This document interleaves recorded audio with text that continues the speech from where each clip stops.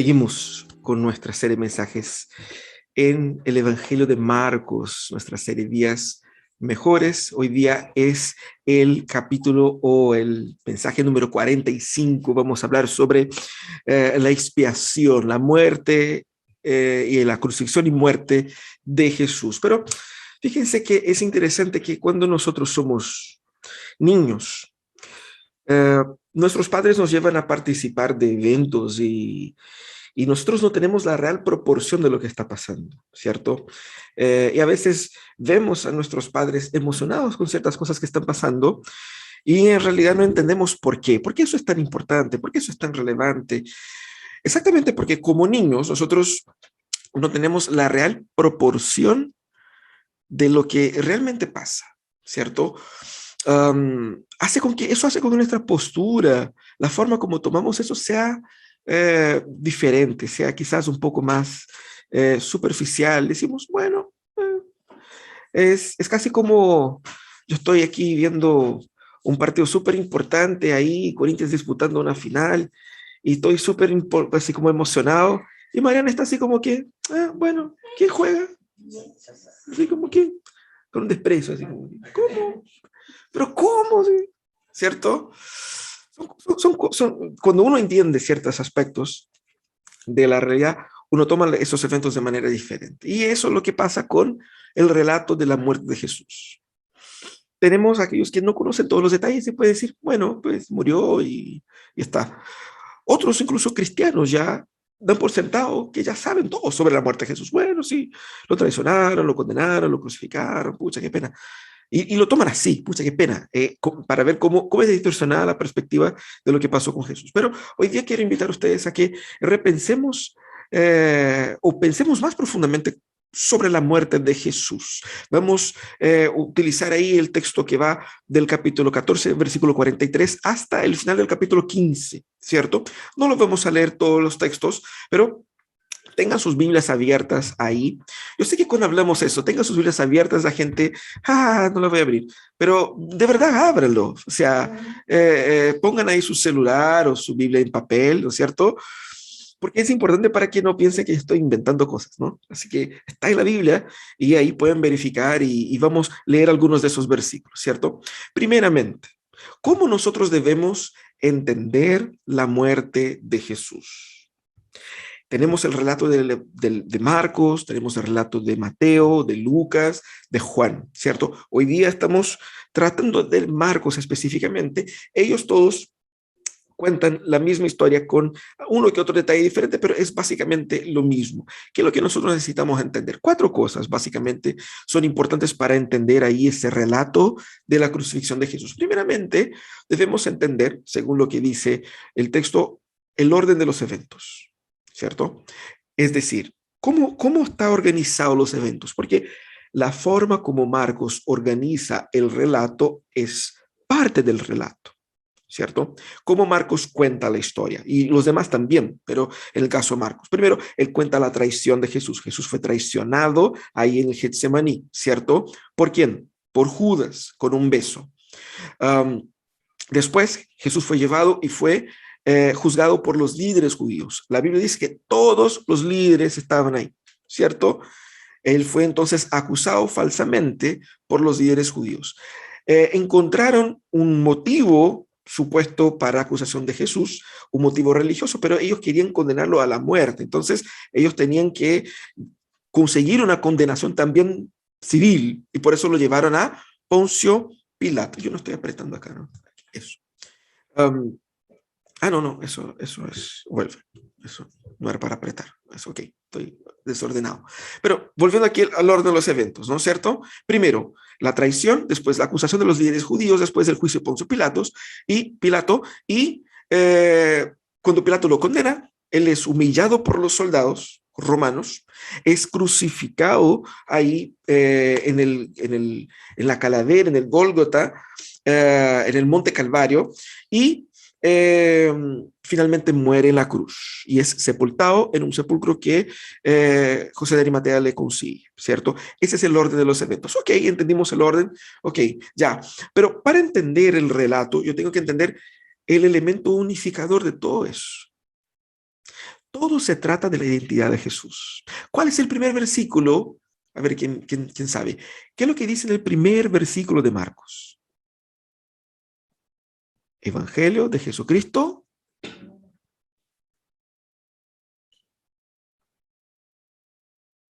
Hijo de Dios. Sí, ok.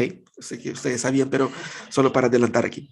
Eso es lo primero que Marcos dice. Jesús era el Hijo de Dios. Jesús fue juzgado aquí por los líderes judíos y en un momento el sumo sacerdote le pregunta, ¿eres tú el Hijo de Dios? Y él responde, sí, yo soy. Es eso lo que hace con que los judíos quieran condenarlo. Luego es llevado a Poncio Pilatos y Poncio Pilato le pregunta, ¿eres tú rey de los judíos? Y él dijo, sí, lo soy. Fíjate que los motivos por los cuales Jesús fue condenado están vinculados a su misma identidad. ¿Qué es lo que sucede cuando Jesús muere? El, el centurión que está ahí afirma, este verdaderamente era hijo de Dios. Cerrando lo que Marcos introdujo al inicio, en el primer versículo, con la muerte de Jesús se consolida la afirmación que Jesús era el Hijo de Dios. Entonces, la identidad de Jesús es el elemento unificador, porque siendo Jesús quien era, el efecto de su muerte vale para nosotros. Si Jesús no fuera el Hijo de Dios, es decir, si Jesús no fuera Dios mismo, el efecto de su muerte sería una muerte como de cualquier otro ser humano, ¿cierto? Y dentro de ese marco también está el propósito por lo cual Jesús murió. ¿Por qué Jesús murió? Él mismo dijo, y más, en la última cena, él explicó con peras y manzanas, en realidad era con pan y vino, ¿no? La muerte, el significado de su muerte, ¿cierto? Y es interesante porque vemos Jesús tomando, parece que Jesús toma el cordero y dice, mira, lo que significa el cordero ahora significo yo, ¿cierto? Resignificando el cordero. Él es el cordero. En realidad, históricamente lo que estaba pasando al revés, ¿cierto? El cordero era lo que significaba lo que yo soy. Yo soy el sacrificio, el cordero no, ¿cierto? Porque Jesús tuvo que morir, y él dijo varias veces, para salvar a los pecadores, ¿cierto? El propósito de su muerte es eso. Luego Jesús estaba profundamente consciente, no fue casualidad, Marcos está interesado en que sus lectores entiendan. Jesús no murió porque le faltó amigos, porque le faltó apoyo popular, porque simplemente fue una fatalidad o porque, pucha, qué pena que somos penca y no. Jesús murió porque él vino para dar su vida voluntariamente a muerte para salvarnos. Y en ese relato de Marcos es muy interesante porque él insiste en el momento de la muerte de Jesús en describir cuáles son las mujeres que estaban ahí viendo donde Jesús fue sepultado, acompañando a Jesús en su muerte, y él nombra varias de ellas, más de una vez, en un espacio corto de texto. ¿Y por qué? Porque es como en esas películas que pasan algunas cosas en la historia, y nosotros no sabemos por qué cuando vemos la película por primera vez, pero cuando vemos la película por segunda vez, nos damos cuenta, eso era. Ese personaje fue introducido aquí porque el autor ya quería hacer una conexión con lo que iba a hacer en el futuro. Eso es lo que Marcos hace. Él ya introduce a las mujeres en el momento de la muerte para mostrar, mira, estas mujeres que estaban con Jesús, que eran discípulos de Jesús, que sabían dónde Jesús había sido enterrado, fueron ellas las primeras a llegar ahí el domingo en la mañana para ser testigos de la resurrección, ¿cierto? Eso es lo que necesitamos entender con relación a la cruz. ¿Ya? Así que tome nota. Ok, listo, ¿no? Estamos listos con el texto. ¿Qué significa entonces la muerte de Jesús? ¿Cuáles son los significados teológicos de la muerte de Jesús? 4 significados que podemos aplicar a nuestras vidas. El primer significado, el primer aspecto que podemos, al ver el texto de Marcos y entender qué es lo que significa realmente la muerte de Jesús, es lo que vemos ahí en los versículos 14, o capítulo 14, versículo 43 al 65. Significa la insuficiencia de la religiosidad. Marcos quiere que sus lectores entiendan y que nosotros entendamos que Jesús es la verdadera conexión con Dios. Estos hombres, los líderes religiosos, ellos se creían los intermediarios oficiales. Ellos se adueñaron del acceso a Dios. Y ellos se creían aquellos que controlaban quién entra y quién sale, quién es y quién no es. Con la muerte de Jesús, nosotros vemos que Jesús es definitivamente el único mediador entre nosotros y el Padre. ¿Cómo entendemos eso? Mira lo que dice los versículos 61 y 62. Pero Jesús se quedó callado, siendo entrevistado ahí o interrogado por los líderes religiosos, y no contestó nada. ¿Eres el Cristo, el Hijo del Bendito?, le preguntó de nuevo el sumo sacerdote. Sí, yo soy, dijo Jesús. Y ustedes verán al Hijo del Hombre sentado a la derecha del Todopoderoso y viniendo en las nubes en el cielo. En ese momento, el sumo sacerdote rasgó sus vestiduras y dijo, ¿qué necesitamos más? Aquí tenemos la prueba de que él es un hereje. Qué absurdo, ¿no? Qué absurdo. Ellos eran los mismos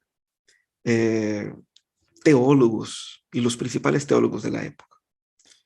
Estaban entrevistando a Jesús. Y eso es muy importante, ese relato es muy importante porque Marcos escribe eso para, primeramente, lectores que están en Roma y que se le está predicando sobre Jesús y se le dice, Jesús fue condenado por los judíos. La pregunta es, ¿Jesús fue condenado por ser un hereje? Eso es lo que Marcos quiere responder. Jesús no fue condenado por los líderes judíos por ser un hereje. ¿Cuál fue la acusación que le hicieron contra Jesús?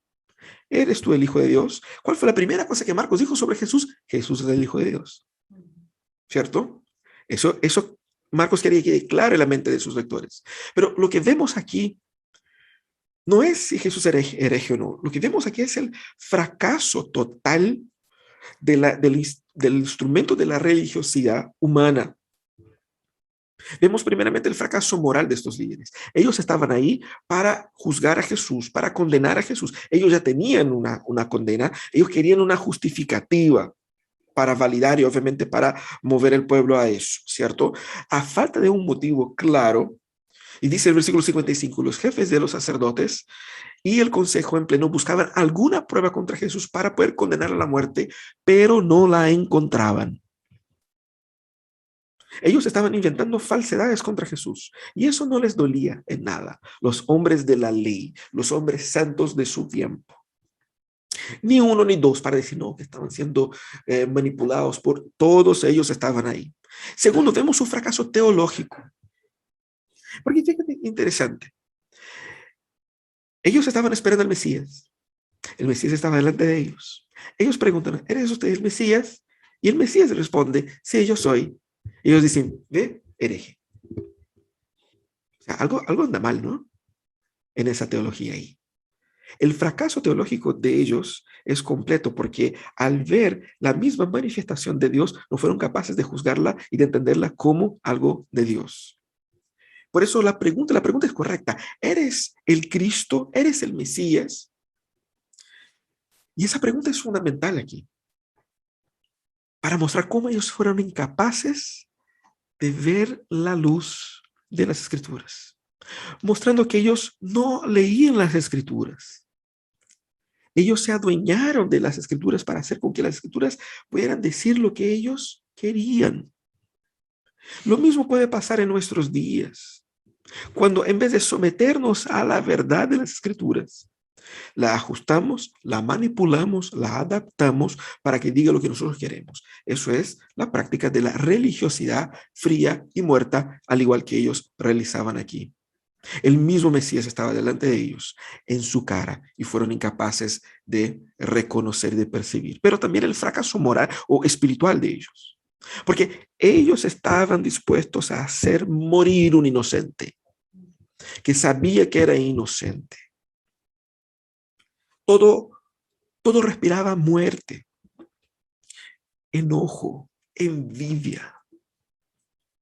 Tanto es así que el relato más adelante dice que Pilato sabía que ellos querían encontrar una acusación contra Jesús porque él le tenía envidia o algo así, ¿no? El fracaso espiritual de estos hombres es total. Y queda evidente eso en el relato ahí de Marcos capítulo 14 de los versículos 43 a 65. Marcos quiere que sus lectores entiendan que Jesús fue condenado por ser quien él realmente era. Es muy irónico porque él es condenado por ser el Mesías, y lo era, por ser el rey, y lo era, ¿no es cierto? Y por eso, y de hecho lo ponen así como a modo de broma, pero que es verdad, rey de los judíos. Cuánta ironía. Marcos quería que ellos entendiesen que Jesús no era un hereje. Él era el verdadero Mesías, y fueron los judíos que buscaban algo contra él, pero no lo encontraron. Pero Jesús aquí es la verdadera religión judía. Y estos hombres, los sacerdotes, los fariseos, saduceos, los líderes de la religión, ellos estaban en la misma posición que el pueblo de Israel en el Antiguo Testamento cuando empezaba a adorar a Baal, cuando empezaba a adorar a Astarote, cuando empezaba a adorar a los dioses de los pueblos vecinos. Porque la religión judía se transformó en su propio ídolo. Porque ellos en la idolatría del Antiguo Testamento no lograban escuchar y someterse a Jehová. Ahora en la idolatría del Nuevo Testamento ellos son incapaces de escuchar y de someterse a Jehová.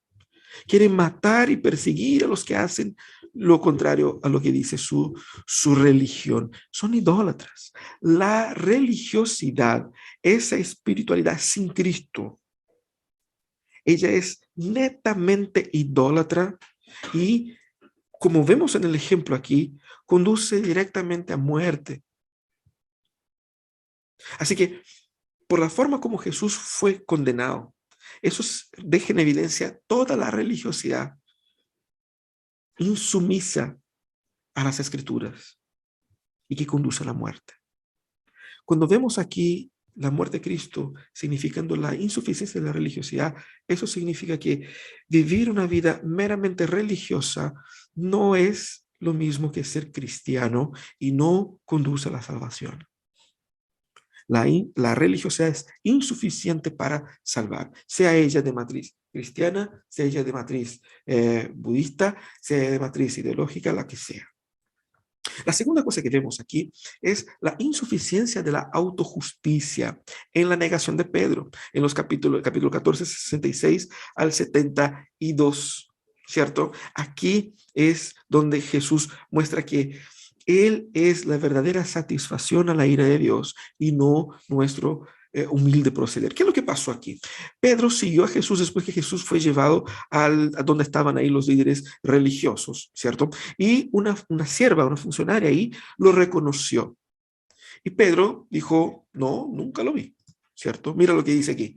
No conozco a ese hombre. Esa es la tercera vez. No conozco a ese hombre del que hablan, les juro. Y al instante, un gallo cantó por segunda vez. Y Pedro se acordó de lo que Jesús le había dicho. Antes de que el gallo cante por segunda vez, me negarás 3 veces. Y se echó a llorar. En otros evangelios dice, y lloró amargamente. El relato de Pedro es muy importante porque Marcos recibió la mayor parte de su información ¿de quién? De Pedro. Pedro fue quien pasó la mayor parte de esas informaciones para Marcos. Marcos está escribiendo este evangelio para los creyentes que están en Roma. Y Pedro fue a Roma y estaba en Roma con Marcos probablemente. Entonces, la gente que está leyendo eso conoce a Pedro en persona, ¿cierto? Y es muy importante ese relato. ¿Por qué? Porque es un discípulo de Jesús que trató de poner todo el empeño, pero no lo pudo. Mostrando y significando la real insuficiencia de la autojusticia, ¿cierto? Vemos a Pedro aquí tratando de ser un gran discípulo. Él lo intentó. Fíjate que él verdaderamente intentó. Él amaba a Jesús, ¿cierto? Él deseaba ser fiel. Era un deseo real, es evidente. Él en muchas ocasiones reiteró su fidelidad al Señor. Señor, yo te seré fiel. Incluso cuando Jesús fue preso, traicionado por Judas, fue Pedro quien sacó la espada. El loco tenía una espada, ¿cierto? y le cortó la oreja del soldado del templo, el soldado Malco, y que después Jesús lo arregló ahí. Lo hizo un injerto maravilloso. Eh, Muestra el nivel de su compromiso. Sí, él estaba jugado, ¿cierto? Ya, ok, él durmió cuando Jesús estaba ahí en el Getsemaní llorando, pero ok, pasemos eso, ¿ya? Era un buen cabro. Um, Él sigue a Jesús hasta el Sanedrín, hasta el templo ahí donde lo estaban entrevistando, la casa del sumo sacerdote. Él sigue, o sea, él se arriesgó, ¿cierto? Él se puso en una posición de vulnerabilidad, de riesgo, le podían pasar lo que realmente pasó. Pero cuando él estaba ahí, siendo lo más valiente que pudo ser, cuando le confrontan, él tuvo miedo. ¿Qué tan humano es eso? O sea, hermanos, digamos acá las cosas como son. ¿Qué tan humana fue la reacción de Pedro? Considerando seres humanos pecadores como somos, es una reacción sumamente natural. El mentir para preservar la vida, eso fue lo que hizo, ¿cierto? Dudo mucho de que cualquiera de nosotros hiciera algo diferente. No, sí, yo soy. Yo lo vine aquí a sacarlo de aquí, ustedes. Ellos tenían soldados y Pedro era un pescador. Por más que tenía una espada, no sabemos el tipo de espada que tenía, pero estaba solo más encima, sus compañeros no estaban ahí. Dice que Juan estaba también. Pero Juan no fue interpelado. A lo mejor Juan estaba piola, Juan era más pillo. Eh, Eso muestra su real impotencia. Desnuda la real incapacidad de Pedro de por su propio esfuerzo ser el tipo de seguidor que se merece estar en el equipo de Jesús. Ese es el punto. Marcos quería que los lectores y que nosotros entendiéramos que la impotencia de Pedro en afirmarse como discípulo de Jesús a este nivel, así como que yo me la puedo, significa que nosotros por nuestras propias fuerzas somos igualmente incapaces de conquistar el derecho de ser salvados. El fracaso de Pedro es el nuestro. Hermanos, no podemos intentar vivir vidas cristianas como que tratando de hacer por merecer la salvación y la gracia que Jesús nos da. Él nos da la salvación por gracia exactamente porque somos absolutamente incapaces de por nuestros propios medios hacer lo mínimo necesario para merecer algo. Muchos cristianos viven vidas constantemente, vidas dedicadas en buscar disminuir la necesidad de la gracia en su vida, porque creen que eso es lo más santo que se debe hacer. Si yo, mientras más me esfuerzo, menos me tendrá que perdonar a Jesús. O sea, ¿crees que eso va a hacer con que Jesús muera menos? Con que él volviera al pasado y le duele, no, me duele menos porque pucha que el Cris se puso el empeño, po, así que no morí tanto por él porque no fue tan necesario, ¿cierto? No existe eso. Pero inconsciente o inconscientemente estamos tratando de hacer por merecer y no es así que funciona la salvación. La cruz y la negación de Pedro está para mostrar ahí que era absolutamente necesaria la muerte de Jesús por nuestra total incapacidad. Hermanos, tenemos que valorar la gracia de Dios. Y cuando vivimos tratando de construir y hacer por merecer, estamos desvalorando la gracia de Dios. Estamos rechazando la gracia de Dios. Estamos menospreciando el sacrificio de Cristo en la cruz. Por eso como cantamos, ¿no es cierto? Yo amo esa cruz. Y yo la necesito absolutamente cada día de mi vida. Como Pablo pudo decir, por la gracia de Dios soy lo que soy.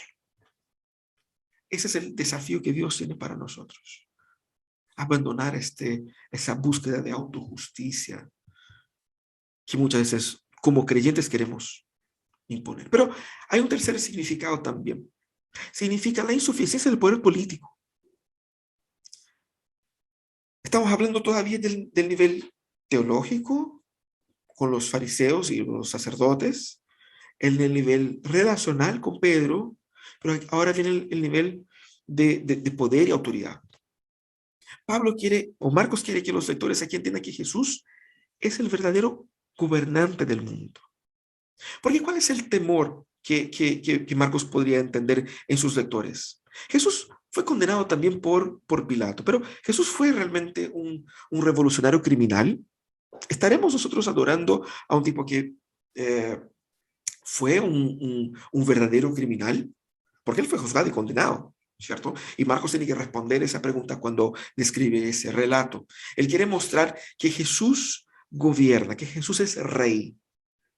El concepto de rey que tenían los paganos de la época era muy diferente de lo que Jesús explica acá. En el Evangelio de Juan, Jesús explica con mayor detalle qué tipo de rey es él, ¿cierto? Y qué tipo de poder tiene él. Y él dice a Pilato que Pilato no tendría ningún poder sobre él si de lo alto no fuera dado. Y al fin y al cabo, él es el que manda todo y él no está ahí por falta de poder. Él no llegó ahí simplemente porque, pucha, que le faltó un ejército, o que le fue mal con la gente, o que no tiene real llegada, ¿no es cierto?, al pueblo. No. Jesús muestra su total poder cuando se deja ser juzgado y condenado injustamente. Mira el juego de poder. Los fariseos, los saduceos, los sacerdotes, ellos para matar a Jesús tenían que manipular el sistema político porque no lo podían hacer justamente ellos, ¿cierto? Debían convencer a Pilato de que Jesús era un revolucionario. Y así llegaron con ese cuento de que, mira, es aquí ese tipo peligroso, ¿eh? Ese tipo aquí, cuidado, él es un revolucionario, anda haciendo desmanes por ahí y todo eso. Inventaron un montón de cosas y Pilato se dio cuenta de que eso no era tan verdad. Pilato le cargaba a los judíos, esa era la verdad. Él odiaba a los judíos, ¿cierto? ¿Por qué? Porque era un cacho, una piedra en el zapato. Ellos creaban problemas. ¿Y qué es lo que quería cualquier líder romano en aquella época? Evitar los problemas, porque los problemas subían para las instancias superiores y los jefes bajaban con palos y con duras reprensiones, incluso con peligro de muerte, ¿no es cierto? Para estos líderes como Pilato. Entonces era un gacho establecer la paz cuando los judíos estaban causando problemas. Pero ellos cuestionan a Jesús y cuestionan a Pilato y dicen, mira, ahí está Jesús, y hace muchas acusaciones y Jesús no se defiende. Y el silencio de Jesús dice mucho. Porque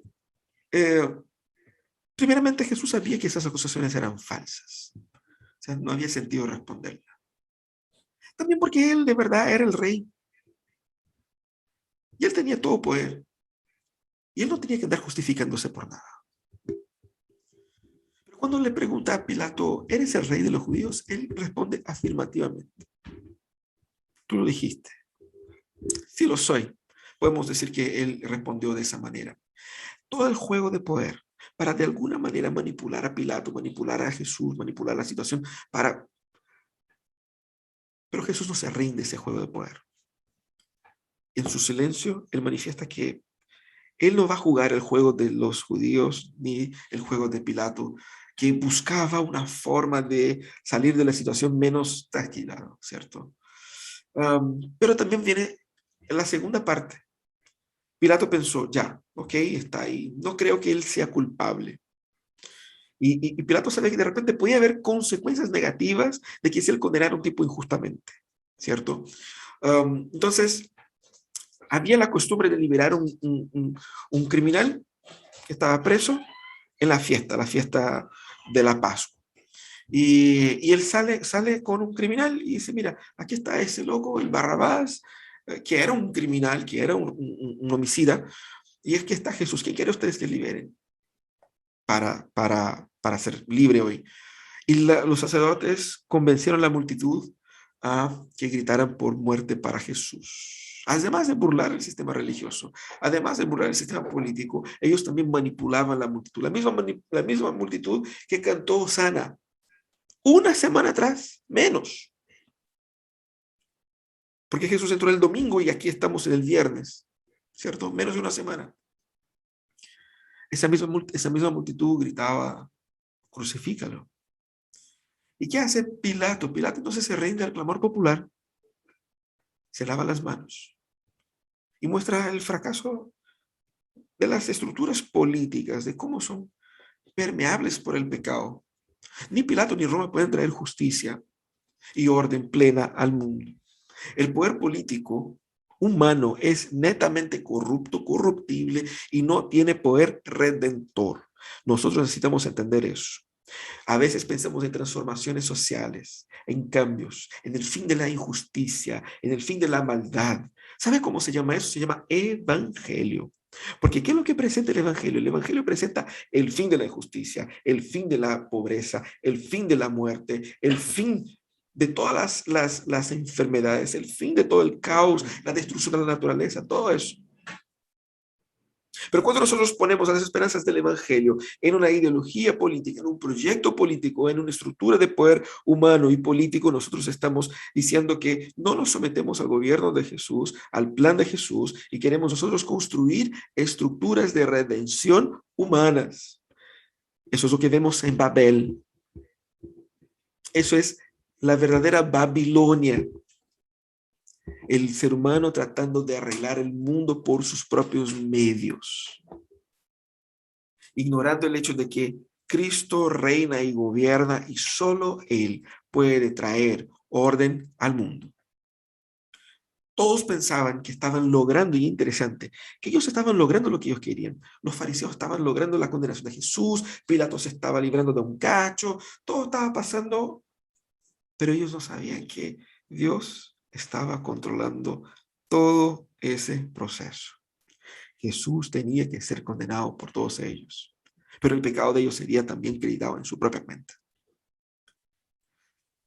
Y eso es lo que dice aquí, capítulo 15, versículo 15. Como quería satisfacer a la multitud, Pilato les soltó Barrabás, y a Jesús lo mandó a azotar y lo entregó para que lo crucificaran. Esa es la real insuficiencia del poder político en la redención humana. Jesús es el verdadero poder que gobierna el mundo. Entonces, cuando vemos la cruz, no podemos imaginar la figura de un ser impotente que no pudo descender de ella y que fue clavado ahí porque no tuvo otra opción. Es la decisión más voluntaria, más concreta, más firme del liderazgo de Jesús. Pero por fin, Cristo es crucificado, entregue para los soldados, y es crucificado, mostrando lo que realmente significa la muerte de Jesús. Significa el triunfo de la gracia. Significa que Jesús es la verdadera victoria sobre la muerte y el pecado. Eso es lo que Marcos quiere que los discípulos entiendan ahí. ¿Y cómo Marcos resume todo eso? En las palabras del centurión. El centurión que estaba enfrente a Jesús, al oír el grito y ver cómo murió, dijo, verdaderamente este hombre era hijo de Dios.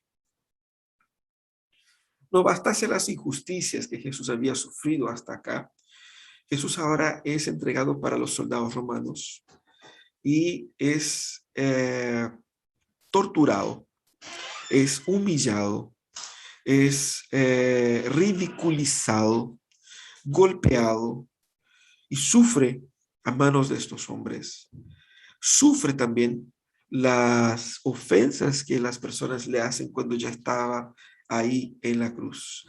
Cada uno de estos eventos, el partir la ropa, la humillación provocada por los soldados, todo eso servía para cumplir las profecías. Marcos quería que sus lectores entendiesen que la muerte de Cristo estaba profetizada desde el Antiguo Testamento.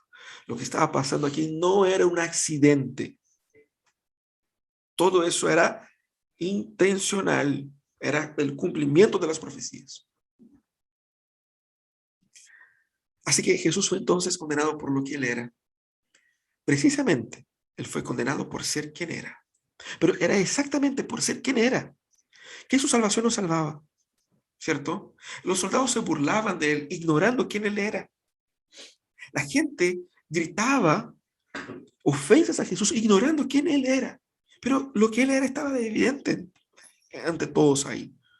El letrero, con su condena a Jesús, el rey de los judíos, decía nada más que la verdad. Y lo que era para hacer una broma fue una declaración de la mismísima verdad de quién era Jesús. Y qué triste ese momento. Jesús, junto a otros dos criminales, colgado entre criminales, el santo, el hombre que nunca pecó, el Dios, el creador de todas las cosas, el Logos eterno. Ahí en esa vergüenza, desnudo, colgado en una cruz para morir, siendo humillado por los que pasaban. Es interesante porque vemos la muerte triunfando, o la gracia triunfando sobre la violencia y sobre la brutalidad, al ver Cristo entregándose voluntariamente. Porque él entiende lo que está haciendo, al contrario de los que están ahí. La paz entonces fue conquistada por medio del dolor y de la muerte de Jesús. Fueron 3 horas de oscuridad, de las 12 a las 3 de la tarde. No sabemos explicar cómo fue, si fue un eclipse o se oscureció como fue, no sé. Pero significa las tinieblas dominando o expresando el juicio divino sobre Jesús. Todo el peso de la ira de Dios por nosotros estaba sobre él. La angustia que Cristo sufrió, la más intensa agonía, la indescriptible miseria y terrible aislamiento y abandono de Jesús estaba en evidencia. El infierno fue el Calvario en aquel día. Y es por eso que Jesús grita: Eloí, Eloí, lama sabactani. Dios mío, ¿por qué me has desamparado? Él sentía como un ser humano la ausencia de Dios por la separación producida por el pecado. Él que no pecó se hizo condenado por los pecados de los que sí pecaron y experimentó la ira que era nuestra. Ese dolor de desintegración, ese sentimiento de Jesús era como él se sentía muerto sin haber muerto todavía. Imagínense ese dolor, ¿cómo es difícil, es casi imposible imaginar nosotros el nivel de dolor que sentía Jesús en ese momento? Y el texto dice que Jesús expiró. Jesús no va poco a poco perdiendo su vida, luchando para mantenerla. No, Él se la entregó voluntariamente. Él expiró. Él dijo: en tus manos entrego mi espíritu. Y en aquel momento en la cruz, el espíritu de Jesús vuelve al Padre. Hasta el domingo por la mañana, cuando el Padre hace retornar su espíritu al cuerpo de Jesús para resucitarlo y no volver a morir nunca más. En ese momento que muere Jesús, el velo del templo se rasgó de arriba abajo, mostrando que fue una separación que había sido hecha y que ahora fue deshecha por Dios, no por el hombre. Mostrando que la separación entre Dios y hombre se había terminado. Cristo era la conexión, no más el templo. Ese velo que había en el templo servía para separar el lugar santísimo, donde estaba la habitación de Dios mismo, de los pecadores comunes, donde entraba solamente una vez al año el sumo sacerdote. Lo que sucede con la muerte de Jesús es que eso ya no es necesario, eso se acabó. Porque la única manera ahora de entrar directamente en la presencia santísima de Dios es por medio del sacrificio de Jesús. La gracia triunfando por sobre la muerte. Por medio del sacrificio de Jesús es que tenemos este acceso al Padre. Así que la gracia de Dios es imparable, es invencible, triunfando en medio de las ofensas, de las agresiones, de las injusticias, de la muerte. Nada pudo impedir que Dios derramara su sangre en la cruz. Uno que otro podía decir: ¿sabe qué? No, eso es demasiado. Bájate de ahí, decían. No pudo salvar a sí mismo y quiere salvar a otros. El nivel de ignorancia de las personas al ver a Jesús en la cruz. Debemos entender que la gracia triunfó incluso a nuestra propia ignorancia y nuestra propia rebeldía. Así que esta gracia que derramada ahí en la cruz por la vida de Jesús es preciosísima. Este es el precio que nos trajo la paz. ¿Cuánto cuesta cerrar los ojos y que Dios te escuche? ¿Cuesta eso lo que pasó en la cruz? ¿Cuánto cuesta ser cristiano? Cuesta su propia vida, porque la gracia costó y cuesta todo para nosotros. No es que yo voy a hacer por merecer la gracia, no, es que para vivir de acuerdo con esa gracia, como dijo Jesús, yo tengo que morir. Cristo murió por mí para que yo muera por mí también. Y Él no exige nada menos que eso. Así que, ¿cómo viviremos entonces a la luz de ese mensaje de la cruz? Primeramente, hermanos, abandone sus intentos redentivos alternativos. Abandone todos esos intentos a través de la religiosidad, a través de una autojusticia, a través de portarse bien, a través de ser una persona de bien. Al final Dios me va a recibir, me va a amar, me va a querer. No es así que funciona. Porque todas las veces que haces eso, que buscas eso, estás en realidad menospreciando la cruz y más perdido de lo que antes. Abandone todo lo que haces para compensar, economizar la gracia, justificar el perdón de Jesús por ti. ¿Por qué?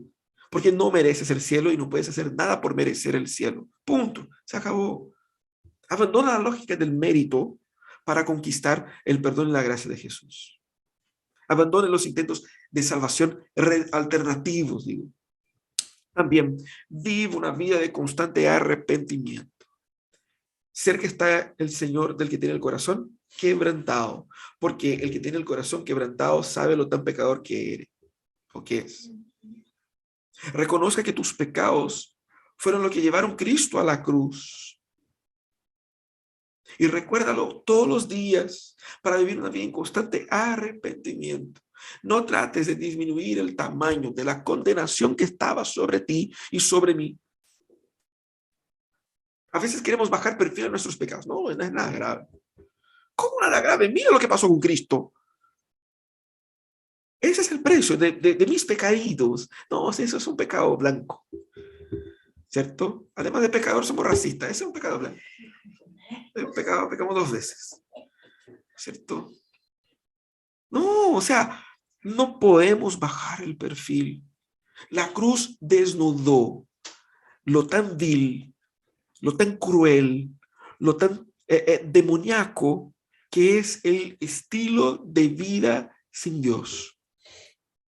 Los que clavaron a Cristo en la cruz fuimos nosotros, los que lo negaron fuimos nosotros, los que abandonaron a Cristo fuimos nosotros, los que lo ridiculizaban fuimos nosotros. No nos vengamos acá a decirnos, si yo estuviera ahí, yo sería de los que estaban apañando con Cristo.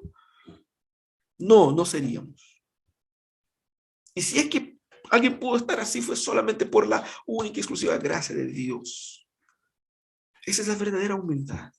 Una vida arrodillada en la cruz todos los días.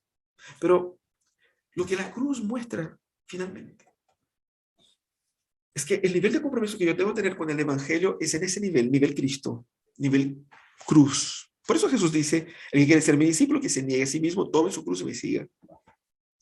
Porque Cristo dio su vida para que yo dé mi vida a Él. El cristianismo no es una religión diseñada para hacerte sentirse bien. No es eso autoayuda, no es eso algo que te va simplemente dar paz emocional. No, eso es más que eso. Eso es algo tan grande que va a costar tu vida, va a costar tu salud, va a costar tu tiempo, va a costar tu dinero, va a costar tus devociones, va a costar todo de ti. Y si no entregas todo, no estás entendiendo lo que realmente significa. Porque solo el discípulo que toma su cruz y sigue a Jesús sabe cuán valioso Jesús es. Lo que uno muestra a través de un compromiso débil es que o ignora o menosprecia, o a lo mejor los dos, el real valor de Cristo. Hermanos, tenemos que tomar eso en serio, porque nosotros estamos en una cultura que fomenta la comodidad por sobre los otros valores. Y estamos a puertas de regresar, por ejemplo, para la presencialidad. Y al inicio va a ser todo bonito, vamos a querer volver, pero luego la gente se va a acordar que, pucha, era bacán cuando yo podía estar ahí en la cama acostadito, calentito, dormir un poquito más, sin tener que ducharme, tomar micro, qué sé yo, para estar en el... Y ese es un símbolo de nuestra devoción real en la vida. Ese es un símbolo de nuestro compromiso. Porque yo me comprometo para un montón de cosas, ¿cierto? Yo me comprometo para trabajar. No puedo decir al jefe, no, llego a las 10. No, ¿sabe qué? A las 10:30. No, a las 11. ¿Sabe qué? No voy hoy día porque estoy, no sé, me siento raro. Hacemos eso con Dios con una naturalidad, como si no costara nada. Bajamos perfil a nuestros pecados. ignoramos sus mandamientos, menospreciamos la devoción, menospreciamos el culto comunitario. No pasa nada. Lo único que estamos mostrando es, yo no considero que ese sea tan valioso al punto de hacerme despertar temprano. No es como si fuera, no sé, viajar, porque ahí no puedo perder la hora. Tengo que llegar 3 horas antes, ¿no? Encima tengo que hacer el PCR ahora, ¿no? Todo es muy importante. Pero todo lo que es como mi expresión de devoción, yo trato de bajar perfil a todo lo que me genera comodidad. Lleva tu compromiso al nivel de la cruz. Que la cruz nos haga ver, Señor, ¿estoy o no jugado? ¿Estoy o no jugado con eso? Eso es lo que el Señor demanda.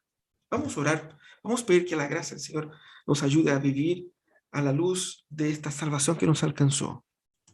Y que como Cristo murió, que muera hoy nuestro orgullo, muera hoy con Cristo nuestra vieja vida, muera hoy con Cristo nuestra espiritualidad frágil, pobre, débil, y que podamos, como Cristo resucitó, resucitar también para vivir plenamente para Él. Señor amado, gracias porque nos permites disfrutar de tu palabra. Señor, te pedimos que rellenes nuestro corazón con tu poder, que rellenes nuestro corazón con tu amor, pero por sobre todo, Señor, quebranta nuestro corazón. Trae un real y profundo arrepentimiento. Que nos arrepintamos, Señor, de esta vieja espiritualidad que tratamos de hacer funcionar como si fuera una relación contigo. Que podamos, Señor, hoy día arrepentirnos de la carnalidad, del adulterio, de la mentira, del robo. Que podemos, Señor, arrepentirnos de la incredulidad, arrepentirnos, Señor, de la vieja manera de vivir y recibir la gracia plena de la salvación en Cristo Jesús. Que quebrantados en tu altar podemos ser reconstruidos a la imagen de Cristo para vivir de acuerdo a ese evangelio, no para conquistar tu amor, sino que porque tu amor nos ha conquistado. Señor, danos el deseo día tras día de andar más contigo, de escuchar más tu palabra, de conocerte más y mejor. Te alabamos, Señor, porque si no fuera por la cruz no estaríamos aquí. Nosotros, Señor, queremos vivir a los pies de la cruz y no queremos salir de ahí. En el nombre de Jesús es que oramos, Señor, agradecidos. Amén y amén.